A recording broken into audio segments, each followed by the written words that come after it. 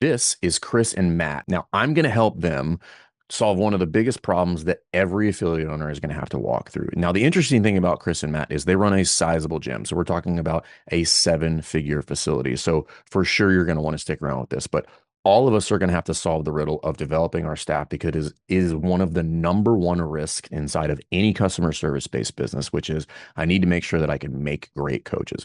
We're going to unpack that in this episode, so stick around. All right, guys, we've got Matt and Chris. So real quick before we get in there, whole purpose of this show, guys, is deep dive on a problem, solve it as fast as we can. Um, Give everybody a quick intro. Name of your box, how long you guys have been open, and where you guys are located.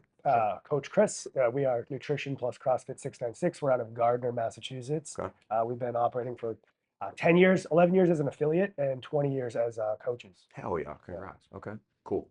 All right, so what's the problem we're looking at today? What are we trying to solve? What's the thing if we can unpack it and solve it for you would like fundamentally like make you guys sleep better? Yeah, I think the biggest problem is coaching the coaches, Okay. developing a team below us that can do what we do with 20 years of experience coaching, so that when we come to events, our members have a seamless experience. Yep. Okay. So this always, for me, I have more questions when it comes to this. So obviously it's coaching the coaches, and if you guys have followed any of our content, like that answers the. So real quick, so when we talk about strategy, there's kind of three questions that we would answer. One, we talked about what business are you in? I do some abbreviation. Two, what game are you playing?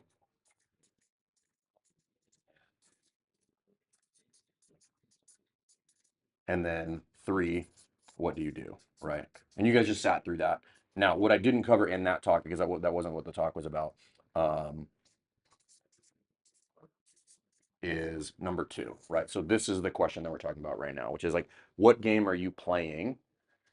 And that game, when we're talking about coaching, is your problem, which is understanding that my fundamental job is pro dev, right? So thinking of just professional development, this is how I win because of the problem that you just outlined, which is like, hey, I want the business to operate functionally, not just like at a steady state, but I want it to run really well in my absence, is fundamentally predicated on me being able to walk away and understand that the caliber of service being delivered has not changed at all, right? And we talk about like the risk categories in there. It's fundamentally the one that you're gonna have to solve anyway. It's like, okay, well, if the business is entirely reliant on me coaching classes, this is a nightmare. Right? So how do I start to fix that problem? So for me, I always have like follow-on questions, which is what's the problem that you see? Right. So we know that this is what you're trying to achieve, but like what's the definitive pain point that you deal with? You're like, hey, this idea of like my coaches need to be better, but like, what's the result of them not being where you want to be? Do you guys understand what I'm asking? I Okay. think so, Unsatisfied members. Okay. I think it So comes be down more to specific on that. our Yeah. coach. Some of our members have been with us. Some of them over 15 years. Right. A lot of them 10 years, Right. and they're used to the product that we deliver. Hmm. And we have a lot of great coaches, but we're also trying to develop some coaches. Right. We put them through an 8-week gym internship program, but Okay. obviously they're not going to learn 20 years of experience in They 8 can't. weeks, They can't. right? So can we put them on the floor and create a culture with our members where, don't expect a 20-year experienced coach, but Hmm. let's give them a chance to grow and develop and be open to that. How can we create that culture with Right. the members as well as develop the coaches? So we're gonna probably get real nitty gritty here. So I want to dive into more Matt. Yeah. So it's like, what do you see? What do you hear? What do you see? What's the thing that shows up in your office on your desk that is like, this is the pain point right now that's happening? Members not feeling heard for exercise prescription, progressions, regressions. Just here's the workout of the day, here's what we're doing, and not being able to meet the member. Do you have an example? Yeah, You don't have to yeah, use names, but like, yeah. get a specific Yeah, I had example a here. perfect example. We're doing handstand push-ups today. Inexperienced coach, guys, we're all going to kick up to the wall. What percentage of our member base is kicking up and doing handstand Got it. push-ups? We got some older members, Right. but he didn't layer that The tier. internet is a fire right now with like, should you or should you not do handstand push-ups? Not the point, everybody. It's not what we're talking about. Right, Yeah. right. But the way he presented it wasn't great for making somebody feel successful that couldn't do that activity. Okay. So talk to me about your, what do you call it? Your Gym gym internship. internship? I like that. I'm Yeah. gonna steal it, trademark, everybody, that's mine. No, I'm just kidding. Talk to me about that. You said it's 8 weeks. Yep, Okay. twice a week. They give us 2 hours. It's volunteer time. Okay. They start first 2 weeks, they're shadowing, just watching. We're introducing them to our community as Right. a coaching training so they can make that shift from member to now Right. coach. And then next 2 weeks, they're kind of leading the circle, Okay. leading the very beginning. Yep. Then the next 2 weeks, they're leading the circle, leading the beginning, leading the Yep. warm up. Yep. And I'm giving them feedback on how, how they even got Yep. the class grouped up. Okay. By the end, we want them coaching the class on their own, and we're giving them feedback. And then after 8 weeks, it's kind of like they can start subbing, filling in, and taking classes. Okay. Have you ever, kind of maybe a weird question, maybe not, have you ever had somebody not get through the 8 weeks and you said no? That's a really great question. And We've never said no. We continue to work with them. yes, Okay. never And that's said where no. we find ourselves right now is 12 weeks, 16 weeks. Okay. I'm still working with you. Right. At what point do I Which may say or may no? not be inappropriate. Like we don't know, right? Right. So, but I ask because if you were to say everybody makes it through, then I would say the process is flawed because not everybody should make it through, True. right? Right. Now, it also shouldn't be the opposite of that, which is like nobody makes it through because then it's just a meat grinder. So who cares? So, tell me a little bit because like the internship process or how do I do this is what they ask us this all the time, right? This is one of the big things that people come in like, I have no idea how to do this, which is a problem because like that's your fundamental job. Right. And if I don't know how to do this, well, then my business has a tremendous amount of risk inside of that. So how do I basically train other people to do what I do at a very high level? So what are you teaching them inside of the internship? We're trying to teach them proper progressions. We have a form, and Okay. I'm hearing myself say this. We need to hold them to the fire of here's what a great class looks like, and evaluate that. I sat with you yesterday talking about those evaluations and constantly going back to that form. We created it. Yeah. We're just not enforcing it. Okay. So I love this saying, which a rule that's not enforced is simply a suggestion, right? So we either have a rule or we have no rules, but there's really no gray when it comes to that. Now, if you want to break your own rules, that's a conscious decision that you can make to do so. And that comes with experience, like when it makes sense to break a rule or not. So you've got 8 weeks, and then talk to me about like some tangible things inside of this 8 weeks that you're teaching them. How to do question of the day, how to Okay. interact with the member coming through the door before class starts. How to project their voice so that people can hear them. Okay. Okay. What else? They're responsible for their own warm-ups. So how to structure the warm-up based on the workout of the day. We don't lay out the entire, hey, here's what the warm-up movement prep is. We leave that open to the coach. Okay. Cool. So we help them develop that. And then is there some sort of is there anything baked into this process that would look like a pass fail evolution where you're like, hey, this is a go no go criteria once you get to this check mark? Yes or no? No. Okay. So that is something that I would introduce to that process, which is like how do we determine whether to abandon this or to keep going, right? And I don't think there's a right or wrong answer there. That's the decision that you get to make where we say, hey, I'm seeing the progression that I would like. We're going to keep going, or I, with good confidence, am pretty sure that this is not going to work. Let's just cut our losses right now and move on. Okay. So I think there's two ways to look at how you do um, your gym internship, your internship, your coach development. I think all of those terms are interchangeable. I don't think it matters what you use there, but like, what's your process? Like, what do you do? And I think you guys are CrossFitters, so you got this. There's right now, effectively, because of this constraint right here, what this is a time priority evolution. Yep. Right. Which is like, hey, it's 8 weeks, and when you're done, right? There's a time and a place for that. Usually what I find is like most of the time when you're looking at a time priority exercise, it's because it's mandatory, meaning I don't have another option. I got to get that coach on the floor in 30 days because somebody walked out the door and I was unprepared to solve that problem. So outside of that, and you guys are not in this scenario, you guys are running, over $1 million in revenue, like you probably have the luxury of a longer timeline, right? So you move the time priority to task priority, right? So what this does is this puts the onus on you, right? They get up to speed as fast as I get them up to speed, right? Because now it's based on me making sure that the deliverable is what it should be. If it's just 8 weeks, maybe we get some stuff done in 8 weeks. Maybe we don't. But 8 weeks comes and goes, right? It's there, right? So it's like doing a 20-minute AMRAP. It's like I can hammer myself for 20 minutes or I can chill out for 20 minutes. Either way, when 20 minutes is over, we all move on with our lives, right? One variation of that, I put in a ton of work. The other one, I just coasted all the way through. And that's kind of what you guys are going through right now because you're clearly not getting the outcome that you want. When you make it task priority, now there's very definitive landmarks inside of this process that we want to work through. So again, like not to reinvent the wheel here because we don't need to or shouldn't have to.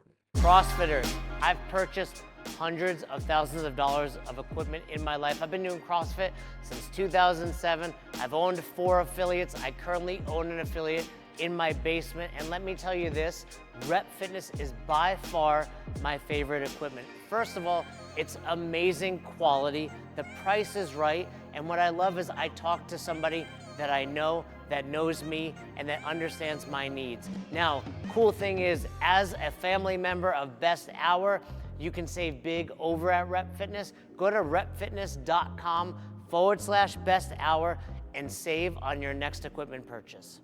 Hey guys, if you want to help build your team and if you want to have a beautifully put together team, kind of like that sunset back there, that is one of the things that we help people with inside of their boxes. How to build a team, how to train a team, and how to coordinate that team so they give the best and best classes inside of the affiliate so that you can have the most impact that you possibly can. So if you guys want to build your team, we'd love to help you out with that. Set up a call, book the link somewhere around this video, and we'll talk to you on the inside. See ya.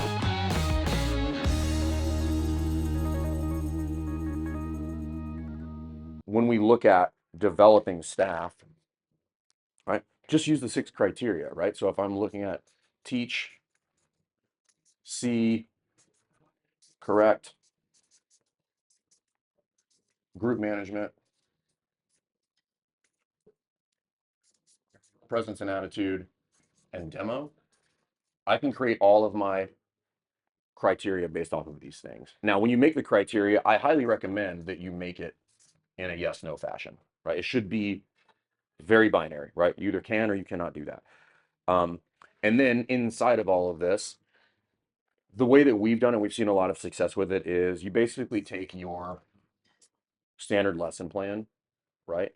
And I utilize these 6 criteria with a yes/no format based on the different components of a class, right? So I got my whiteboard brief. I've got my cool down. I've got my general warm up. I've got my specific warm up. And I've got the workout. So as you guys take them through this process, you train them on singular components at a time. So when they come in, like we teach them every single day, because these are the things that I need them to do, right? Like if we know that a series of things done, even if done poorly inside of a class, would result in what seems like a good class, right? The jokes might not be that great. It might be a little bit awkward, but fundamentally, like the coach said the thing, we moved to where we were supposed to go to at the right time. We had a workout, stimulus was hit, great. Did I like that person? Maybe, maybe not, but like we checked the boxes. Okay. That's this. But it's like, hey, like fix your face. You know, like that's a different discussion. So train them on this, which is like from day one, you're walking in the door with lesson plans, right? And the value of them writing their own lesson plans, and I don't mean just their own warm-up. I mean like 0 to 60, right? You're only gonna be able to transfer so much experience to them. Some of that has to be on them to garner the experience themselves. I just have to force the issue. So be like, hey, I can tell you the anatomy of a whiteboard brief and say, hey, you should probably read the workout very simply. Don't go into the details of the workout. Be like, Fran, 2159 thrusters, pull-ups, stimulus. Guys, 4 to 8 minutes is the target here. If you're inside or outside of that window, we need to talk about your scaling options, right? Logistics, safety, scaling options, bam. That's the anatomy of a good whiteboard brief. Now, how you deliver that matters, okay? But if I give those singular components, like it fundamentally checks the boxes of a good whiteboard brief. Cool, so we start there. And until they can do that, then we don't move on to the next thing, right? Because this starts to tell me a lot about their understanding of the thing. Like if they don't understand stimulus, like if they walk up to the whiteboard brief and they're like, all right, guys, we're gonna do Fran today. Everybody's shooting for 2 minutes. And I'm like, hold the phone, dude. Nobody here's doing a 2-minute Fran. maybe that guy over there, but everybody else is going to be like the rest of us mortal human beings and going to be somewhere in the 4 to 8 range. So that keys me into like, oh, you don't understand programming and stimulus. Now I can direct energy as we work through. Cool. Now you can give the requisite piece of information for a whiteboard brief, and then you can give it in an appropriate timeline, right? Give all that information, do it in 3 minutes. If you talk more than 3 minutes, you're just blowing smoke out your ass. And then we move to the other end. Hey, run a cool down. Like, how would you take this group of people, bring them down to some level of homeostasis before we kick them out the door, right? Go through some requisite stretches. If we just did a ton of squatting, all of a sudden you're doing over there doing tricep stretches. I'm like, do you understand body parts? Like, what's happening? And then we move back this way and we go to the general warm up. It's like, get them generally ready to move, right? Do you understand movement, function, patterns, what we're doing today? Okay, great. And all the while in some of these, you're looking at this. How are they interacting with members? Do they understand how to move the group in space in order to do it efficiently? Then we get to the specific warm up. This is where technical expertise starts to either shine or fall apart, which is like, you don't understand progressions. Okay. Make up your own progressions for certain things, but like these are the progressions that we use here for these movements. These never change. These are not up for discussion. You must learn these. If you got other stuff for other movements you want to do, great. By all means, do that. And then you put them into the fire, which is like, can you do all of this, but can you do it while you're dosing athletes with intensity, right? This is like real world application of all the stuff that we've been bouncing around doing here. And then you put it all together, right? But these are check marks, right? And this is task party now. It's like, you don't move from whiteboard brief to cool down until you've shown that you can give a whiteboard brief without stuttering and covering all of the requisite information that our clients are going to need to be successful, okay? And you'll know with great confidence by the time you get to the point where like, hey, you're going to do this class under instruction, how it's going to go. They still might implode for some reason because they overthink themselves, but that's why you're there. You can step in and be like, hey, I'll take this one, get your thoughts together, and I'll plug you back in whenever you're ready. And at the end, you have a full-blown go, no-go criteria, which is like, this is a pass-fail evolution. And this is what the criteria looks like. Going back to, this is the evaluation sheet. Yeah. Right? Determine what failure is, determine what passing looks like, go over it with them, go over any questions. They've been developing all of these things. And then it's test day. And however many tests that you want to have inside of there, that's up to you guys. We typically do 3, right? So they go, Jared, Cassidy, and Caleb will all have to give a thumbs up, right? I'm the last person. By the time they get to me, I'm not evaluating the class for go no criteria, right? I'm not there. If they make it to me and that's not already been decided, then my coach is messed up. I am there to sanity check the whole thing. Be like, cool, they're doing all the things. Is this fun? Or does this still represent the vibe and the culture they have in the gym? If so, great, welcome to the team. If not, put them back in and go back and pick which one of these do they need to focus on until they're done. Okay. And the interesting part about this is when you make that plan, the internship is quite literally no different than your coach evals. It's the same thing. You just started working on different stuff. You move away from hard skills to soft skills when you're given the evals, which is like, hey, you gave a progression, but like understand why that progression is confusing, right? Or it conflicts with something else that we teach.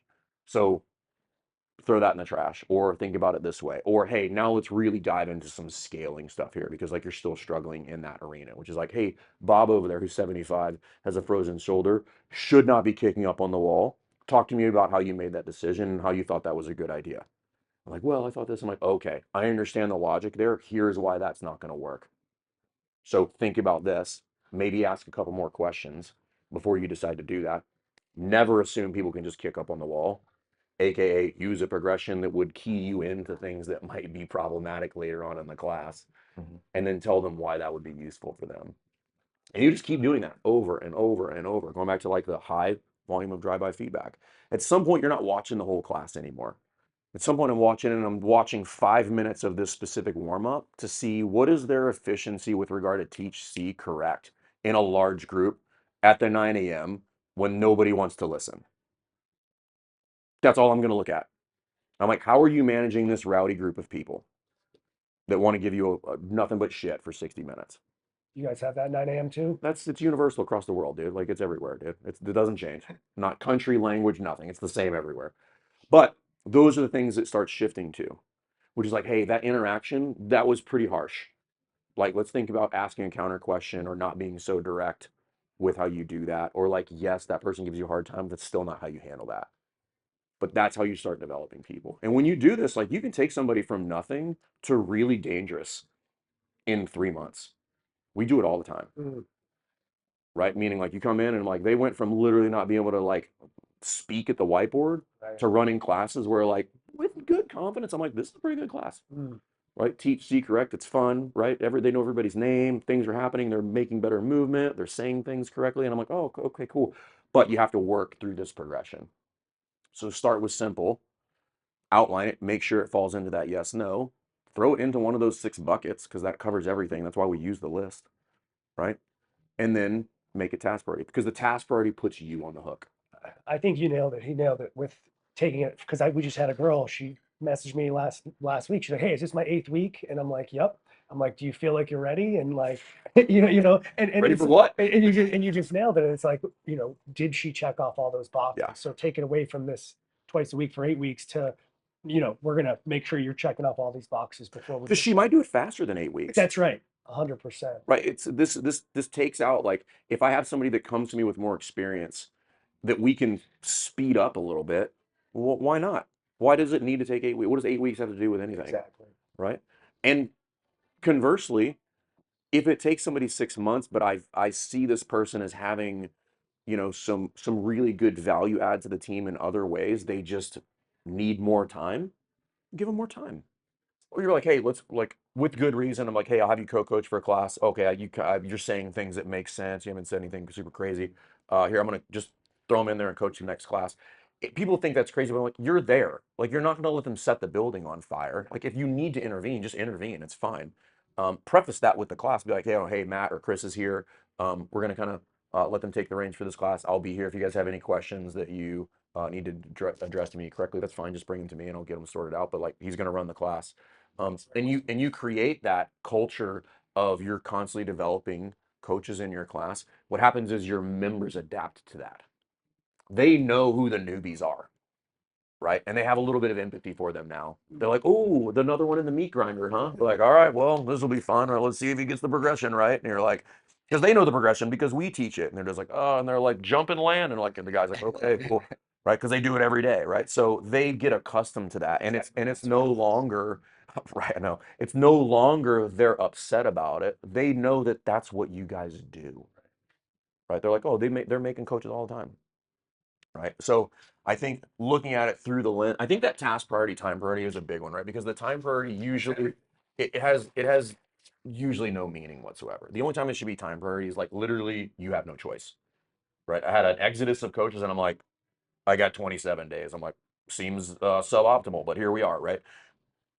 And then so all of these, like these are some of these are like that's presence and attitude. This is timeline. This is just being binary. That one I don't really care about, honestly. Like, who cares? That's not the point of the whiteboard brief. That's later when you can run a good class. I'm like, okay, turn the fun factor up a little bit. Like, engage people. Ask a question has nothing to do with fitness, right? Actually start to interact. That's how you guys get the leash taken off of you, which is like there's now a reliance on these coaches or a relationship with these coaches because it goes past just running the class. They're like, I have rapport, right? I trust the new guy, right? Because we were not worried about some of this other silly shit, right? And we get to like, hey, what's the skill set? The skill set is this, right? And what is presence and attitude? You're like, it's a kind of like what's people call it a bundled term. Well, it's using people's names, smiling, high frequency of interaction, right? Like making jokes, right? Asking questions about, them and their personal life. That's presence and attitude. You can do that a lot of different ways. Right? Can I ask this question? Yeah, go ahead. What you said in the seminar at 9 a.m., standing around, what are we going to do? How much time should we be spending with our coach development? As much as you need. And that's not a great answer. Yeah. Right? It's like what's the need? Right? You're like, hey, I really need to get off of this class. I'm like, then you need to spend a lot of time with that coach who's going to take the class. Because there's two things that have to happen there. They need to get up to speed with dealing with this crew. That crew needs to be okay with that person running the class. Right? If you just throw them in there, they're just like, what the fuck, dude? Why are you giving me the JV squad? Yeah, right. Right? And then they're going to have bad attitudes. So it's like, well, make sure that transition is very overt for everybody. Like, if they see you there for 3 weeks grinding on this person, like getting him up to speed, they're like, he's got it. Like he's doing his due diligence to make sure that he just doesn't hand us a subpar producer. Because this concept is super important. If you do not control, let's just put it up here. If you do not control the quality of the service provider, right? You do not control the quality of the service provided. These two things are fundamentally related. You must control this one, which goes back to the coach.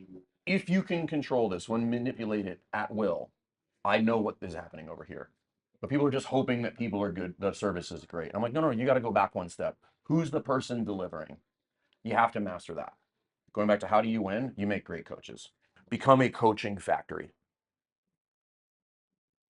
You have to shift. This is what we do. We make fucking great coaches. That will fundamentally solve so many problems down the line that you will struggle to wrap your brain around it. Right. And it starts with like basic stuff. It doesn't need to be overly complicated. Right. High frequency feedback. Make sure there's some binary stuff in there, and then transferring that culture over time. Right. Cool. How you guys feel about that? Yeah, I guess my last question would be, am I the best resource for that? Is there a resource that you can, outside of a level 1, level 2, is there a resource? Sign up for the knowledge, everybody. There's a ton of resources out there. Like we have like the Knowledge Pro, where there's tremendous amount of resources in there. But whether you're the best resource or not, you need to be the resource. Like you're the leader. It needs to come from you. You can't abdicate that responsibility, right? Meaning like you don't necessarily have to have all the answers, but you do have to drive the initiative, right? You can't just be, oh, they're going to take you through it. I'm like, that's not going to work. That's not going to work. Everybody tries to do that. I'm like, it's not going to work. Like you have to do that. People come to us all the time, like, my coaches aren't invested. I'm like, are you invested? How much time have you gone to spend with them? That investment is short term. We like turn it up. We talked about this yesterday. Turn it up hard. Because the higher the frequency, the faster the adaptation will happen. So just crank it up. Reset the standard, and then you guys will start moving in the right direction, and you guys can come here and you won't get the text. You'll be like, well, Bob ran the class late today. It's just like, oh my God, why? What's happening? So cool. You guys good? Yeah, that 100% reinforces. So thank you. Awesome. We Cool. need to keep doing what we're doing and doing more of it. Yeah, I appreciate you. I mean, again, you guys are running a great box. It's a good problem to have. Yeah. It's a simple mindset shift.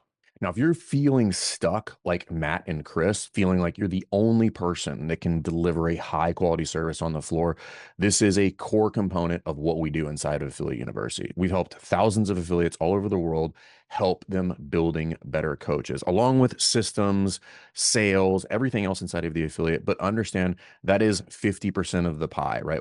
Our ability to provide a great class for our clients when they come into the gym is a very strong indicator of what our long-term success and sustainability is going to be inside of the box. So if that is something that you are needing help with and you are looking for some guidance in, look no further. Got a free trial. Click the link somewhere around this video and get started today.